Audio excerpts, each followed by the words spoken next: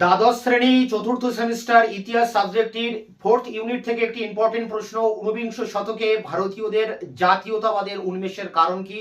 এই 8 নম্বরের প্রশ্ন উত্তরটি নিয়ে আলোচনা করব এই ভিডিওতে এবং আলোচনার শেষে এর উত্তরপত্র তোমাদের সামনে তুলে ধরবো। এই প্রশ্নটি ফোর্থ ইউনিটের একেবারে প্রথমেই রয়েছে, খুবই ইম্পর্টেন্ট, পরীক্ষায় আসবেই বলা যায়। তো এখানে মূল প্রশ্ন হচ্ছে যে ভারতীয়দের মধ্যে জাতি চেতনা বা জাতীয়তা বোধ কেন জাগ্রত হলো, তার কারণগুলো কি রয়েছে সেটা নিয়েই আজকের আলোচনা।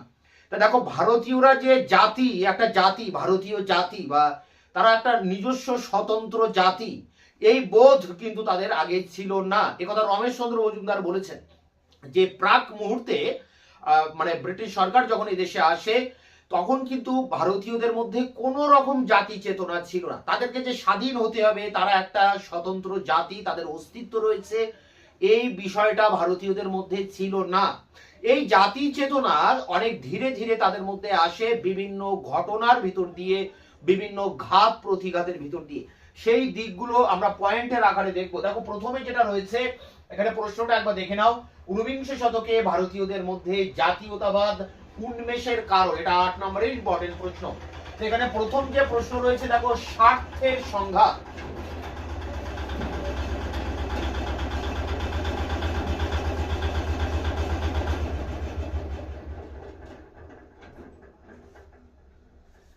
প্রথম যে প্রশ্ন রয়েছে দেখো, স্বার্থের সংঘাত। স্বার্থের সংঘাত বলতে ভারতীয়দের স্বার্থে সংঘাত দেখা দেয়, কারণ ভারতীয়রা বুঝতে পারে যে তারা পরাধীন হয়েছে, ব্রিটিশ সরকারের অধীনস্থ হয়েছে, তাদের নিজস্ব স্বাধীনতা নেই এবং তাদের স্বার্থ এখানে অবদমিত হচ্ছে, ব্রিটিশ সরকার তাদের উপরে শোষণ করছে। এই স্বার্থের পারস্পরিক সংঘাতের থেকে ভারতীয়দের মধ্যে একটা জাতি চেতনার আবির্ভাব ঘটে। এরপরে দেখো রয়েছে পাশ্চাত্য শিক্ষার প্রভাব। তা পাশ্চাত্য বা ইংরেজি শিক্ষা দেশে চালু হয় বা প্রচলিত হয় এবং এদেশের শিক্ষিত সমাজ সেই পাশ্চাত্য শিক্ষার আলোকে আলোকিত হয়। তারা বিদেশের যে পাশ্চাত্যের যে জ্ঞান বিজ্ঞান, যে দর্শন, যে যুক্তি বিজ্ঞানের সংস্পর্শে আসে, তার দ্বারা তারা নিজেকে প্রশ্ন করে, তারা সবকিছু নতুন করে ভাবনা চিন্তা করতে শেখে এবং নিজেদের স্বাধীনতা সম্পর্কে তারা সচেতন হয়, জাতি সম্পর্কে সচেতন হয় এবং এই পাশ্চাত্য শিক্ষাই শিক্ষিত ভারতীয়দের মধ্যে স্বাধীনতা সংগ্রামে ঝাঁপিয়ে পড়ার জন্য উদ্বুদ্ধ করে। এক কথায় পাশ্চাত্য শিক্ষা না এলে ভারতীয়দের মধ্যে জাতীয়তাবাদের উন্মেষ কোনো কালেই হতো না, কারণ পাশ্চাত্য শিক্ষার সংস্পর্শে এসে ভারতবাসী জাতি কাকে বলে, জাতি চেতনা কি, স্বাধীনতা কি, সাম্য কি, বিভিন্ন দর্শন কি, বিজ্ঞান কি, এই বিষয়গুলো কিন্তু বুঝতে পারে বা জানতে পারে এবং এইভাবে তাদের মধ্যে একটা জাতি চেতনা আবির্ভাব ঘটে। জাতিগত বিদ্বেষ, তা ইংরেজ জাতি তারা নিজেদেরকে শ্রেষ্ঠ জাতি বলে মনে করে, আর অন্যদিকে তারা ভারতীয়দেরকে নিচু নজরে দেখে এবং নিচু জাতি হিসেবে দেখে। অনেক ক্লাবে লেখা রয়েছে ভারতীয়দের বা কুকুরের প্রবেশ নিষেধ, অর্থাৎ ভারতীয়দেরকে তারা কুকুরের সাথে তুলনা করে। তাদের মধ্যে যে এই শাসক শাসিতের ব্যবধান এবং তারা যে মালিক শ্রেণী শ্রমিক শ্রেণীর উপরে তাদের যে অত্যাচার, শ্রমিক মালিকের এই যে জাতিগত দ্বন্দ্ব, সেই দ্বন্দ্বের ভিতর দিয়েও কিন্তু ভারতবাসী বুঝতে পারে তারা অবহেলিত, তারা শোষিত, নির্যাতিত, নিপীড়িত। সেই জায়গা থেকে তারা কিন্তু মাথা তুলে দাঁড়ায় এবং জাতি চেতনা তাদের মধ্যে ধীরে ধীরে বাসা বাঁধতে থাকে। এরপরে রয়েছে অর্থনৈতিক শোষণ। তা ব্রিটিশ সরকার এদেশে আসে মূলত অর্থনৈতিক শোষণের জন্য। তাদের বিভিন্ন কার্যকলাপের মূল উদ্দেশ্য ছিল এদেশ থেকে অর্থ শোষণ করা। তারা দেওয়ানি লাভ, বিভিন্ন যে ভূমি রাজস্ব ব্যবস্থা, মহলওয়ারি, রায়তওয়ারি, চিরস্থায়ী বন্দোবস্ত, এই সমস্ত ব্যবস্থাগুলোর ভিতর দিয়ে তারা এদেশের অর্থ শোষণ করতে থাকে, কৃষকদেরকে সর্বশান্ত করে দেয়, ভারতবর্ষকে ইংল্যান্ডের কাঁচামালের একটা আমদানিকারী দেশে পরিণত করে এবং ভারতবর্ষকে তৈরি করে যে লুঠের এক স্বর্গরাজ্যে। তা সর্বদিক দিয়ে এই যে অর্থনৈতিক শোষণ, এই শোষণের ফলে ভারতবাসী একটা সময় উপলব্ধি করে তাদের এই করুণ অবস্থা, তারা বুঝতে পারে যে এই জায়গা থেকে মুক্তি পেতে গেলে একমাত্র উপায় জাতি চেতনাকে জাগ্রত করতে হবে, দেশকে স্বাধীন করতে হবে, ভারতকে স্বাধীন করতে হবে, ব্রিটিশ সরকারকে দেশ থেকে তাড়াতে হবে। তা এই অর্থনৈতিক শোষণ জাতীয়তাবাদের উত্থানে একটা বড় ভূমিকা নিয়েছিল। এরপরে রয়েছে শিক্ষিত ভারতীয়দের হতাশা।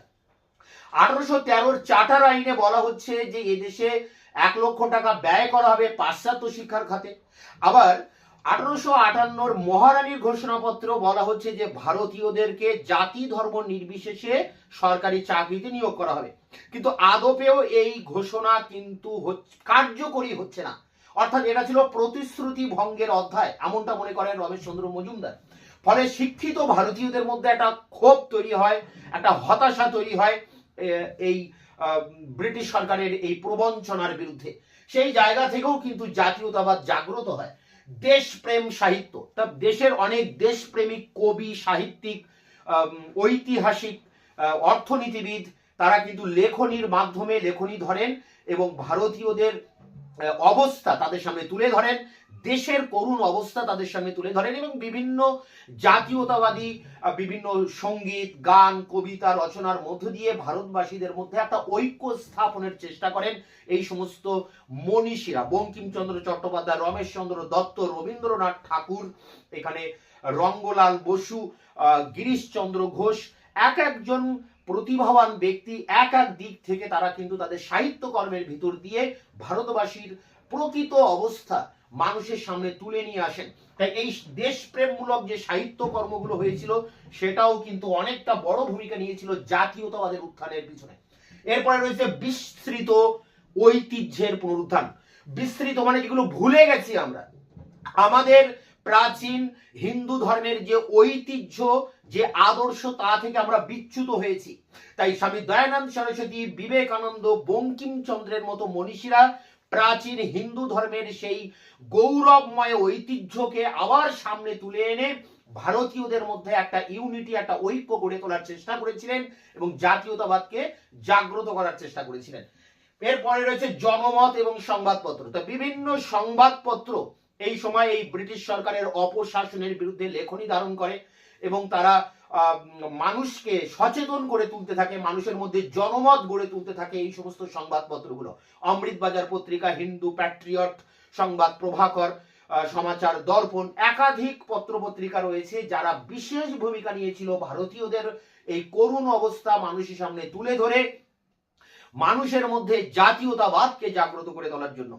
তাই জাতীয়তাবাদের উত্থানে এই 8টা পয়েন্ট কিন্তু অবশ্যই উল্লেখ করতে হবে। এই 8টা পয়েন্টের ভিতর দিয়ে অ্যান্সার কমপ্লিট করতে হবে যে কিভাবে জাতীয়তাবাদের উত্থান হয়েছিল ভারতবর্ষে 19 শতকে। এর যে কোশ্চেন অ্যান্সার 8 নম্বরের কোয়ালিটি অ্যান্সার, সেটি এবার তোমাদের সামনে তুলে ধরছি। দ্বাদশ শ্রেণী ইতিহাস চতুর্থ সেম ইউনিট 4 থেকে 8 নম্বরের একটি ইম্পর্টেন্ট প্রশ্ন, 19 শতকে ভারতীয়দের মধ্যে জাতীয়তাবাদের উন্মেষের কারণ। তা প্রথমে সূচনা। 19 শতকের ভারত ইতিহাসের এক অনন্য বৈশিষ্ট্য ছিল ভারতীয় জাতীয়তাবাদের উন্মেষ। ব্রিটিশ সাম্রাজ্যবাদের শোষণ ও নিপীড়নের অনিবার্য ফলশ্রুতি রূপেই ভারতীয় জাতীয়তাবাদের আত্মপ্রকাশ ও বিকাশ ঘটে। প্রেক্ষাপট বা কারণ। ভারতীয় জাতীয়তাবাদের উন্মেষের অনেকগুলি কারণ সক্রিয় ছিল, যেমন এবার কারণগুলো 1-2 করে সাব পয়েন্ট করে লিখতে হবে। প্রথমে রয়েছে স্বার্থের সংঘাত। ভারতীয় জাতীয়তাবাদ উন্মেষের মূল কারণ ছিল শাসক শাসিতের পরস্পর বিরোধী স্বার্থের সংঘাত। ন্যায্য অধিকার ও মর্যাদা থেকে বঞ্চিত ভারতীয়রা অচিরেই উপলব্ধি করে যে ইংরেজ শাসনে তাদের স্বার্থ আদৌ নিরাপদ নয়। ফলে সর্বস্তরেই ভারতীয়দের মধ্যে জেগে ওঠে জাতীয়তাবোধ। আর দেশাই এর মতে স্বার্থ সংঘাত থেকেই জন্ম নিয়েছিল জাতীয়তাবাদ। পরে দেখো রয়েছে পাশ্চাত্য শিক্ষার প্রভাব।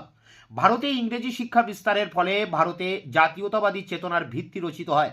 পাশ্চাত্য ও শিক্ষার অধ্যয়নের মাধ্যমেই পাশ্চাত্যের উদ্ধার ও মানবতাবাদী শিক্ষা ভারতবাসীর মনে বৈজ্ঞানিক দৃষ্টিভঙ্গি ও যুক্তিবাদী চিন্তাভাবনার সঞ্চার করে। জাতিগত বিদ্বেষ, পরের পয়েন্টস দেখো। বিজয়ী ইংরেজরা পরাজিত ভারতীয়দের চেয়ে নিজেদের শ্রেষ্ঠ জাতি বলে মনে করত, তাই ভারতীয়দের প্রতি সর্বক্ষেত্রে তাদের আচরণ ঔদ্ধত্যপূর্ণ। এই ঔদ্ধত্য সীমাহীন হয়ে উঠলে শিক্ষিত ও আত্মমর্যাদা সম্পন্ন কোনো ভারতীয়ের পক্ষেই তা মেনে নেওয়া সম্ভব হয়নি। নিমাই সাধন বসুর মতে 19 শতাব্দীর ভারতীয় জাতীয়তাবাদের উন্মেষে জাতিগত বৈষম্য ছিল একটি বড় কারণ। পয়েন্ট অর্থনৈতিক শোষণ। ভারতে ইংরেজদের বিনা শুল্কে অবাধ বাণিজ্য, কুটির শিল্পের ধ্বংস, এদেশে ইংল্যান্ডের জন্য কাঁচামাল সরবরাহের বিশাল উৎস ও ভোগ্যপণ্যের খোলা বাজারে পরিণত করা, স্বৈরাচারী ভূমি রাজস্ব ব্যবস্থা, মাত্রাতিরিক্ত করের বোঝা, নীলকরদের অত্যাচার, শ্রমিকদের উপর অকথ্য নির্যাতন ইত্যাদি ভারতীয় পুঁজির বিকাশকে নষ্ট করে দেয়। আর তাই ব্রিটিশ শাসন ভারতবাসীর কাছে দুর্বিষহ হয়ে ওঠে। লর্ড সলসবেরির মতে ব্রিটিশ শাসনের ফলে ভারতের দেহ রক্ত শূন্য হয়েছিল। পয়েন্ট শিক্ষিত ভারতীয়দের হতাশা। 1833 খ্রিস্টাব্দের সনদ আইনে ইংরেজ সরকার ঘোষণা করেছিল যে জাতি ধর্ম বর্ণ নির্বিশেষে যোগ্যতা সম্পন্ন ভারতীয়দের উপযুক্ত পদে নিয়োগ করা হবে। 1858 খ্রিস্টাব্দে মহারানীর ঘোষণাপত্রেও এরকম প্রতিশ্রুতি দেওয়া হয়, কিন্তু সেই ঘোষণা বাস্তবে রূপায়িত হয়নি। এই বঞ্চনার ফলে শিক্ষিত ভারতীয়দের মনে যে হতাশার সৃষ্টি হয় তা থেকে তাদের এই উপলব্ধি হয় যে পরাধীনতাই এর জন্য দায়ী। পয়েন্ট দেখো, দেশপ্রেমমূলক সাহিত্যকর্ম। দেশপ্রেমমূলক সাহিত্যকর্মের মাধ্যমেও জাতীয়তাবাদী চিন্তা ভাবনার বিকাশ লাভ করে। ঈশ্বরচন্দ্র গুপ্ত, রঙ্গলাল বন্দ্যোপাধ্যায়, হেমচন্দ্র বন্দ্যোপাধ্যায়, মধুসূদন দত্ত, নবীনচন্দ্র সেন প্রমুখ কবি বাঙালি জনমানসের দেশাত্মবোধ জাগিয়ে তোলেন। পরবর্তীকালে ঋষি বঙ্কিমচন্দ্র, দীনবন্ধু মিত্র, গিরিশচন্দ্র ঘোষ, স্বামী বিবেকানন্দ, রমেশচন্দ্র দত্ত, সর্বোপরি রবীন্দ্রনাথ ঠাকুরের সাহিত্য সাধনায় জাতীয়তাবাদী চিন্তাধারা আরও বিকশিত হয়। পয়েন্ট বিস্তৃত ঐতিহ্যের পুনরুদ্ধার। উইলিয়াম জোন্স, ম্যাক্স মুলার, রানাডে প্রমুখ পণ্ডিতদের প্রাচীন ভারতীয় সাহিত্য ও সংস্কৃতির গবেষণা এবং রামমোহন দয়ানন্দ বিবেকানন্দের নব্য হিন্দু ধর্মের প্রচার ভারতবাসীকে গৌরবান্বিত করে তোলে, যা ভারতবাসীর মধ্যে জাতীয়তা বোধ জাগরণে সহায়তা করে। শেষ পয়েন্ট, জনমত ও সংবাদপত্র। বাংলাদেশ থেকে ইংরেজি ভাষায় প্রকাশিত Hindu Patriot, Indian mirror, the Bengali, Amritabazar পত্রিকায় এবং বাংলা ভাষায় প্রকাশিত বঙ্গদর্শন, সোমপ্রকাশ, সঞ্জীবনী, বঙ্গবাণী প্রভৃতি পত্রিকা বলিষ্ঠ জনমত গঠনে জাতীয়তাবাদ উন্মেষে সাহায্য করেছিল। এরপর দেখো, 2 লাইনের একটা উপসংহার এখানে দেওয়া হয়েছে। ব্রিটিশ শাসিত ভারতবর্ষে দেশবাসী অনুভব করে পরাধীনতার জ্বালা। নিজ দেশে পরাধীন হয়ে থাকার লজ্জা নিবারণের লক্ষ্যে ভারতীয়রা স্বাধীনতাকামী হয়ে ওঠে, অর্থাৎ তাদের মধ্যে জাতীয়তাবাদ সঞ্চারিত হয়। তো এই ছিল 19বিংশ শতকে ভারতীয়দের মধ্যে জাতীয়তাবাদের উন্মেষের কারণের উপরে 8 নম্বরের কোশ্চেন অ্যান্সার। এটি সংগ্রহ করে পরীক্ষার প্রস্তুতি নাও। তোমাদের এই ইউনিট থেকে অনেক প্রশ্নের উত্তর আমি চ্যানেলে দিয়ে দিয়েছি এবং অন্যান্য ইউনিট থেকেও অনেক প্রশ্নের উত্তর আমি কিন্তু চ্যানেলে দিয়ে দিয়েছি। এগুলো সংগ্রহ করে পরীক্ষার প্রস্তুতি নাও। দেখা হচ্ছে অন্য ভিডিওতে। ততক্ষণ চ্যানেলকে সাবস্ক্রাইব করে রাখবে, বন্ধুদের কাছে শেয়ার করবে। ভিডিওটি ভালো লাগলে অবশ্যই একটা লাইক দেবে।